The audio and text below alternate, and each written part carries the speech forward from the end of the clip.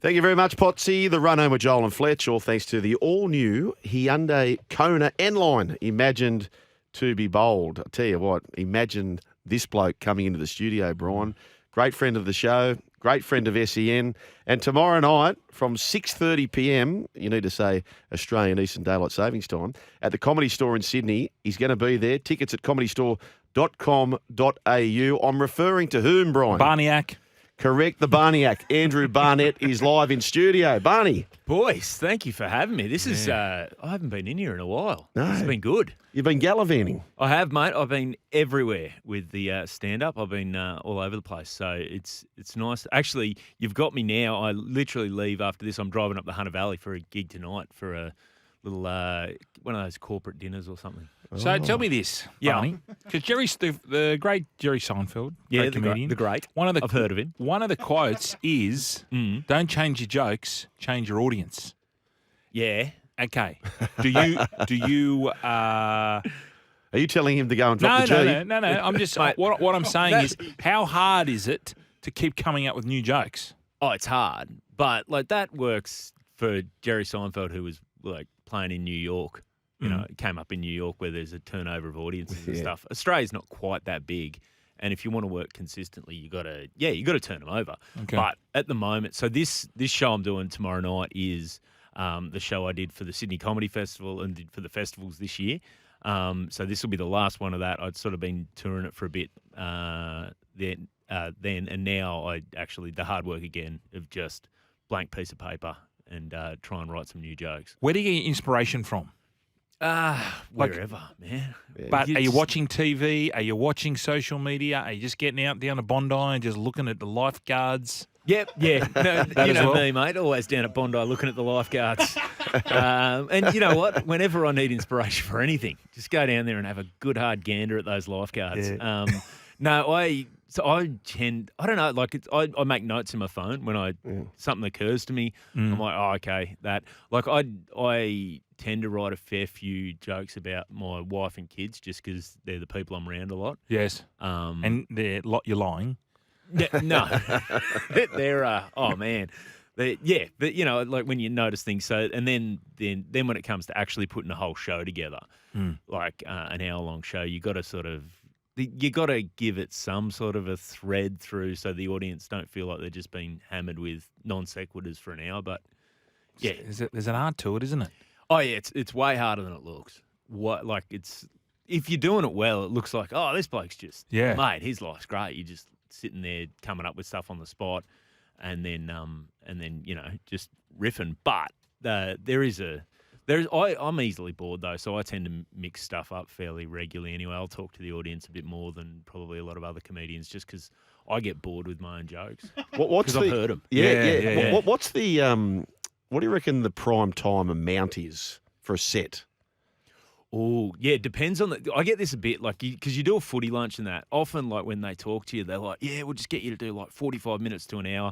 I'm like, no one wants to sit. Because what people don't realise is, like, comedy's fun, but you're actually just asking people to sit and listen to one person and no one wants to listen. Like, at a sports lunch, that's what I always say.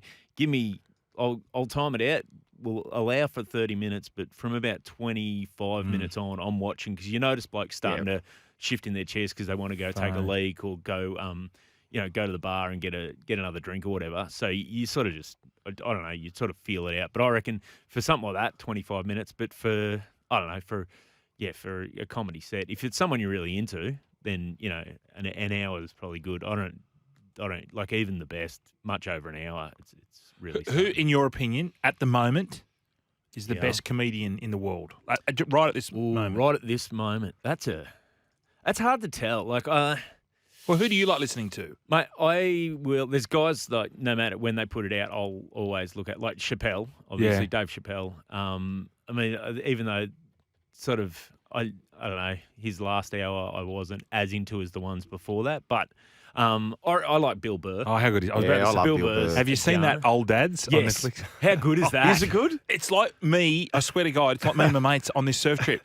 But we just did exactly the same. Oh, yes, I need a show. Yeah. It's for our era. I could see you getting cancelled by an in-car. Oh, I know. Well, actually, I jumped in the car the other day. I won't ruin the spoiler, and I checked. It wasn't a rental car. I said a rental car. Yeah, no, that's a cracking film, and he's right. Like he's getting because he used to be just like just hammer down the point, and it was all like just more social issues stuff. But now he's like his stand up's got a bit more personal too, like where he actually talks about him and his like stuff he's going through, like talks about being a dad, an old dad, and that sort of stuff. And it's to me to see a bloke just change like that, like evolve a bit. That's really interesting too. What about Ricky Gervais? Are you a fan? Earlier stuff, yeah. I haven't seen his latest stuff because I like it. I like Ricky Gervais, but there's certain patterns. Like what the tricks a guy is doing are. Okay, do you know what I mean? Yeah. So yeah, I like Ricky Gervais, but no, Bill Burr for me. Yeah, good call. Probably, I'm involved with that too. Does anyone go to a comedy store where there may be some plotters, knowing that particular person will not be making it in the world of comedy, and then they pinch and pilfer their content, knowing they can do it a lot better? What you're asking, are there joke thieves? Yes, there are. Amy Schumacher. No, what's her name? Amy Schumer. Schumer. Yeah, I don't know. I work she with tea her. leafed. Did she? Yes. There's plenty of allegations, like videos online sort of alleging that. But she's also pretty well regarded in comedy circles. Okay. So that You want to work with her again, don't you? Mate, I worked with her years ago, right before she made it real big. She was just here killing time and doing unannounced spots at the Sydney Comedy Store. And I said to her when, like, I was trying to suss out what she was doing because I knew she was unannounced. Like, and she was out here because she was dating, what's his name, Josh Lawson. Remember the Henry, the actor, the Australian actor. I don't know. So they were dating briefly, and I sort of said to her backstage, I said, "So are you out here?" Like she just looks at me, she goes, "Why am I here? That's what you're asking, isn't it?" And I was like, "Yeah." She goes, "Oh, I met a boy." So, do you reckon you should put on weight? Because I find that fat comedians are just funnier, mate. I like where you're going. I reckon. Yeah, I could stack it on. Don't you think? I just think when people, because when Rebel Wilson lost all that weight and Liz McCarthy lost all that weight, they're not as funny. Yeah.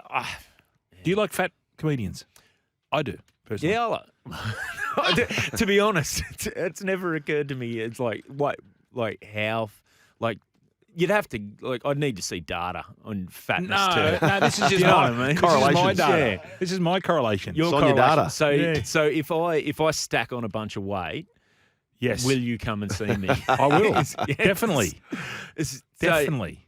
Okay. No, I'll come and see you anyway. Yeah, all right. Yeah. I just want to see you. Jim Jeffries, do we like him? Jim Jeffries is good. Yeah. Yeah. Man, I bumped into him. He's I did a thing at for the North Sydney Bears.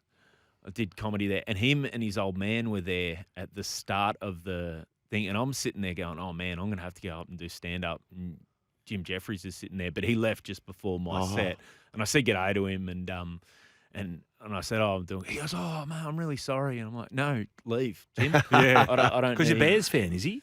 Yeah, I think he grew up over on the north side, and I think him and his old man were Bears fans. Yeah. So he's I think they were trying to get a bit of star power to their bid. Right. So yes, he was involved. Barney, what about dealing with hecklers? I understand this is. Have you got like a bit of a repertoire what you throw at them, or do you just case by case? I don't mind hecklers because generally, one, they're drunk, two, they're not amplified.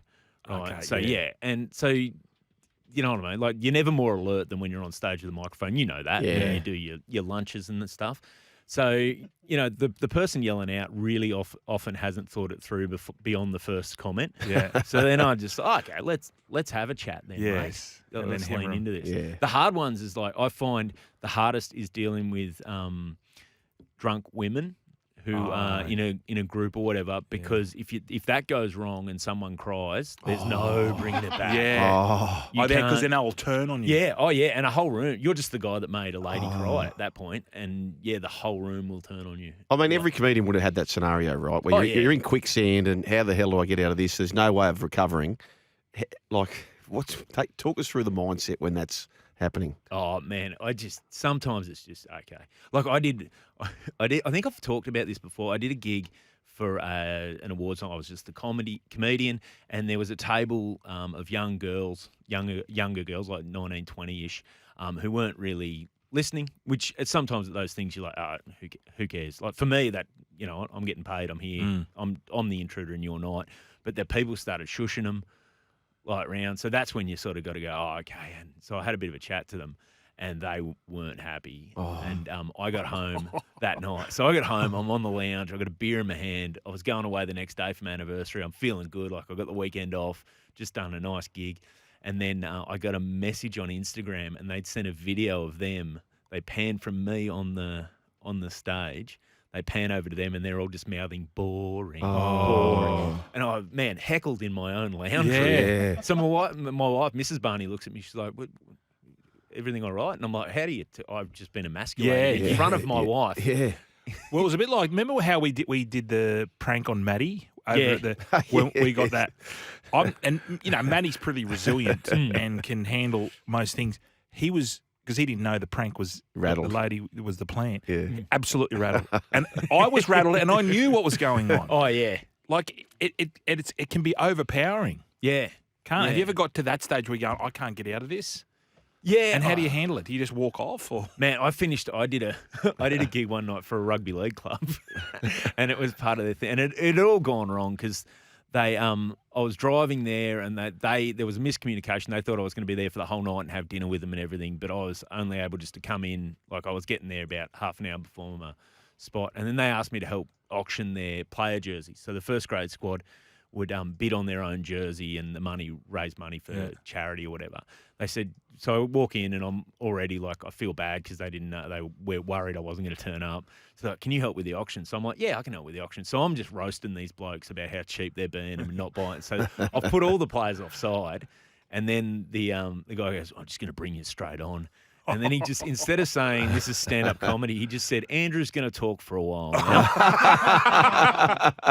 And I couldn't get, like, I literally could get one table at a time to listen to me. Yeah. And then there were a bunch of the first graders over here. There was a guy he just was staring holes in me. And I finished that night by saying, listen, I'm going to get out of your hair at this point. Yeah. That's the way out of it. Oh, mate. So, Barney, you're doing a tour, so tonight... So this is actually the end. I've sort of had this show turn around a bit. So I was up in Brisbane. I was up in Brisbane the week after they lost 2 grand finals. I went up there just to, a little bit of a mission to cheer up that city. Because there was talk around that, is this city losing its identity? Are we losers now? And I went up there and I said, no, you're not losers. You just lost, and that's all. It was funny because I went to that grand final because I did a little gig. I actually bumped into Vossi there, did a little gig for the NRL, did a bit of stand-up. Oh, there you go. At one of their functions there, which they haven't paid the invoice. So, Andrew Abdo, if you're listening, pay your invoices, brother. Peter Volandis. Go straight to Peter. Yeah, Peter. Yeah. He'll have it in his car, in his glove box. Well, so I did and I said to them, in all consolation, that was the best grand final I think I've seen since 2015 when the Cowboys beat the Broncos. And it took me a little while to dig out of that one, but that was one of those just more for me. You mentioned your wife. How is she? She had a leg, didn't she? Or mate, she's the midweek. You'd been a shy boy, you know that the midweek mixed basketball competitions down that way are fierce. And my wife this week, she was up. I got the phone call once again. I was just on the lounge. Get the phone call. What a time on the lounge, mate. When I'm not working, you're on the lounge. I'm on the lounge. Mate, I was at home, and she just rings up. She goes, "Oh, I need you to come pick me up." I said, "What's happened?" She goes, "Oh, I've done something to my calf." And by the time I got up there, she couldn't weight bear. So then this is Tuesday night, so Halloween. So I had to take her down to emergency. Turns out emergency not the place to be on a Halloween night. Oh, yuck. They were busy. So I dropped her off and then went and picked her up about 3:30 a.m. She's the doctor thought she might have done the Achilles, but the Achilles scan yesterday, Achilles looks good. So she's done a real good number on her calf. So I've been playing nursemaid. But we are recruiting. Is Kobe? Does she want to play in the mixed? She could. She could, basketball? Mate. She loves challenging herself. Well, mate, they're looking for an extra female because they need three females on the court at all times. Oh, right. Okay, the mixed basketball. We've got to go tomorrow night from 6:30 p.m. Daylight savings time at the Comedy Store in Sydney. Tickets at comedystore.com.au.